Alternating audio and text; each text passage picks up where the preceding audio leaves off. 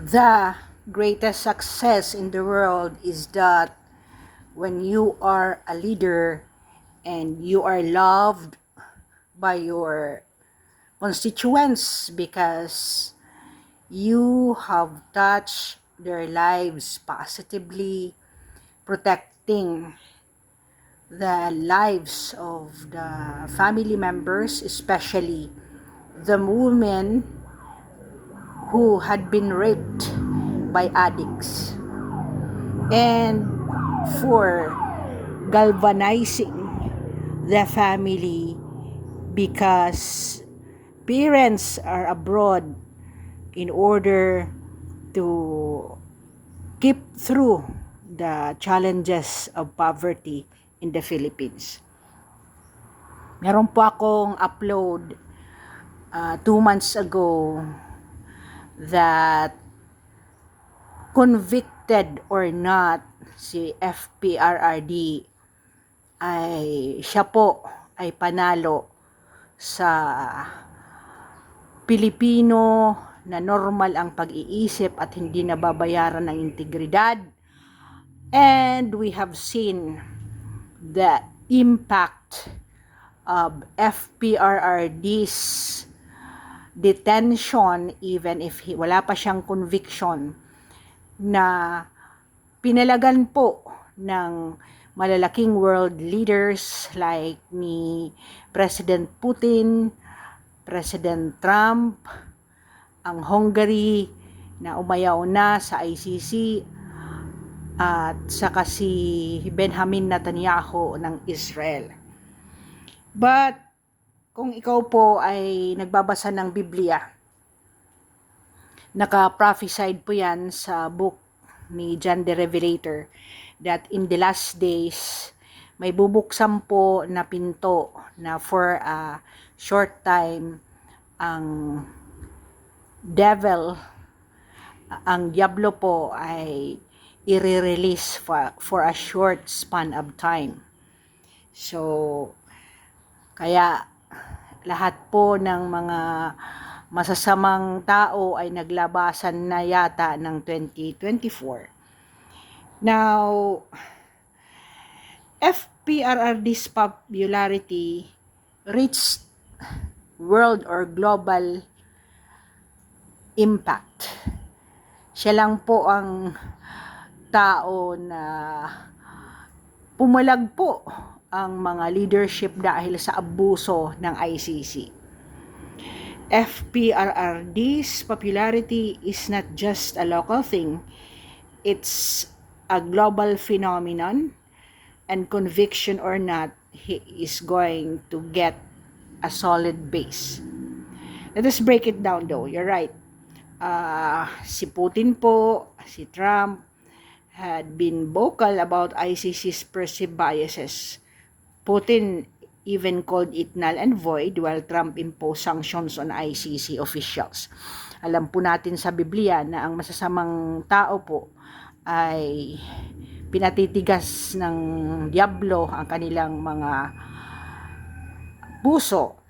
At ako po ay naniniwala na i-convict pa rin si FPRRD despite na napaka-klarado po kahit hindi ka lawyer na he was not given due process as provided by the Rome Statute.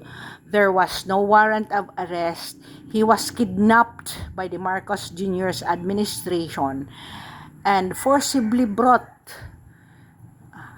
ni General Torre sa eroplano at wala ngang mga passport and visas na dumating sa The Hague kasama si Secretary Miguel Diaz. So, if PRRD is convicted, it might actually boost his image as a martyr among his supporters. Filipinos are known for their resilience, and persecution narratives can be powerful.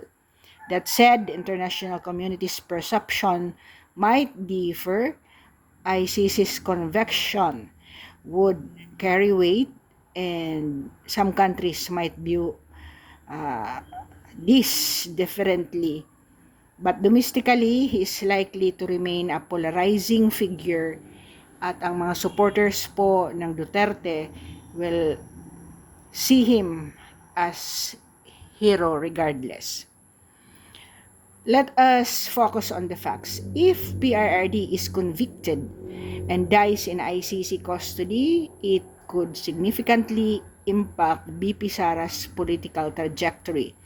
Some possible outcomes include sympathy wave, kagaya nung pagkamatay ni Noynoy Aquino, and would potentially boost BP Sara's popularity. The martyr narratives of PRRD supporters might portray him as a solidifying person to strengthen the legacy of the Duterte. At ang political leverage ni BP Sara would galvanize support and potentially strengthen her political position. Now, ang presidency po ni FPRRD was significant because hindi po na mayagpag ang mga drug cartels, ang mga tax evaders po, at ang mga oligarchs. Kaya po, until now, hindi nila matanggal-tanggal si President Marcos because until now po, hindi nga natin makita kung magkano ang mga tax collection, nasaan po ang pera ng PhilHealth na hindi pa ibinabalik yung 60 billion, ang nearly 30 tons of gold na ininvest nila sa Maharlika, nasaan na po yun? So, natatabunan po ng mga kamatayan. Ilan na po ang namatay na mga DPWH officials sa buong Luzon, Visayas, and Mindanao, which will be the content of my upload next time.